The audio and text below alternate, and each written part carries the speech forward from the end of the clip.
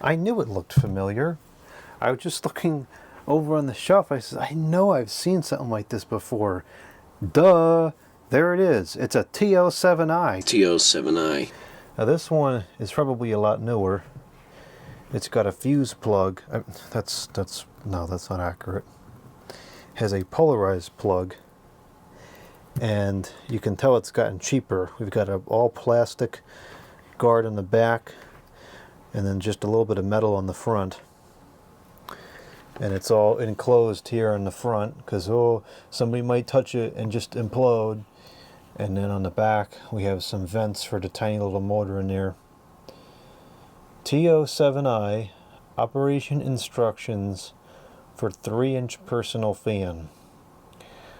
What are the directions? I don't see any instructions here. This one's rated for 16 watts, which is interesting. That's significantly more than the 11 of the other one. Current .2, the amps.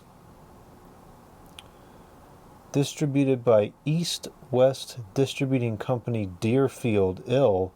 60015, and this is the model number 14B, B as in Ba 9015. I wonder if I did a video on this now. I really don't remember, so we're just going to film it again.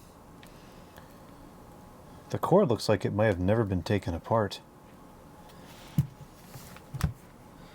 I have a feeling this one's not going to work anywhere near as good as the other one because of this plastic mess on the back. I wonder which one runs hotter too in terms of the motor. Assuming they're the same power and that information is just not accurate for some reason. I don't know. And this one has a lot less air on the front, but this has air being able to enter through the back, so I don't know which one would run cooler. Well, let's plug this in and shut it on and see how it compares. And once I clean the other one up, I guess I'll have to do a video of these together.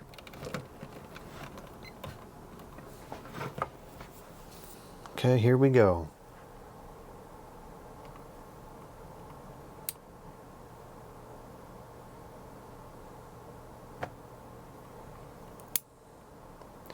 Well, you can tell this is certainly of a much poorer quality build. This is already locked up and it's not even used.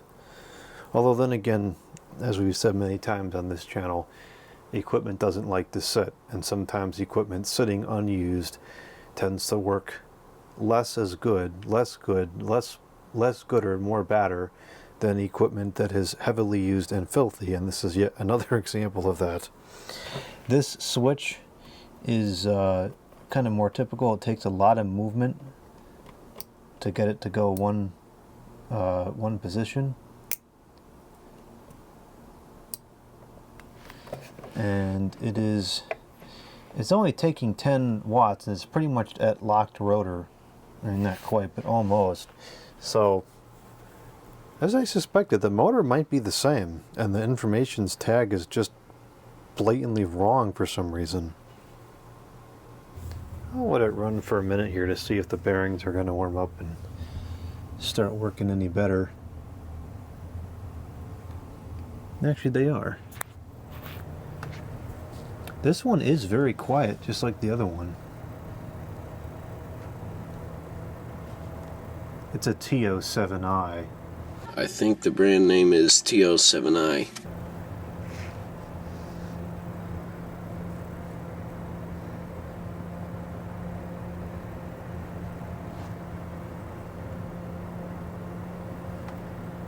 Power consumption is going down.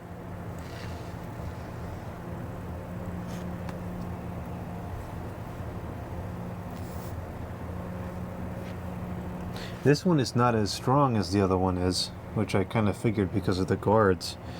And the other one really should be given the benefit of the doubt, being covered in dust. This one moves air right up close, but it seems to travel even less than the other one did. I do like how quiet it is, though.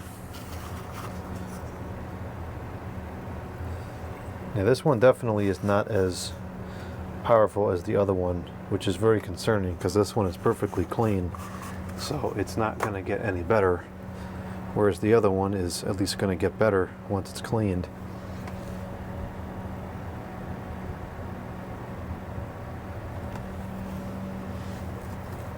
I can barely feel a touch of a breeze, like a 1.5 feet away. Again, out to the side, just like the other one. This tends to push the air out to the side more than in front.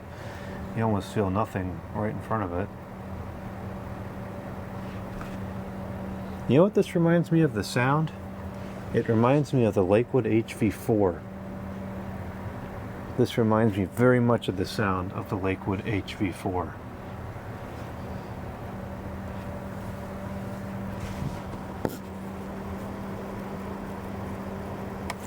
I like that sound. It's very nostalgic. And we're getting a Lakewood HV4 back in the 2000s. And I still have that very same fan. And this sounds very, very similar.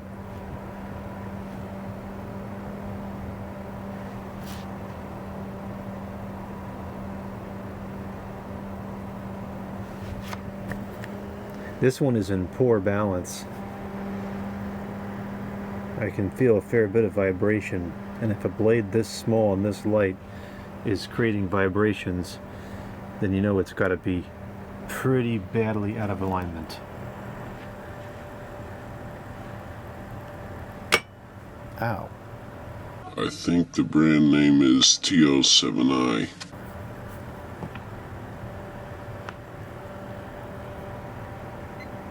.14 the amps, and power factor .56, which is pretty poor. Now this one is definitely, I don't think, as good as the other one, which is not a surprise really, because usually the newer something is, the worser it is. But I guess we'll have to service this one too, because the bearings are inherently locked up. So we'll service this one, nothing to clean. We'll clean and service the other one, and then we'll compare the two side by side and see how they work. Does anybody know what the OEM of these things is? I'm very intrigued now.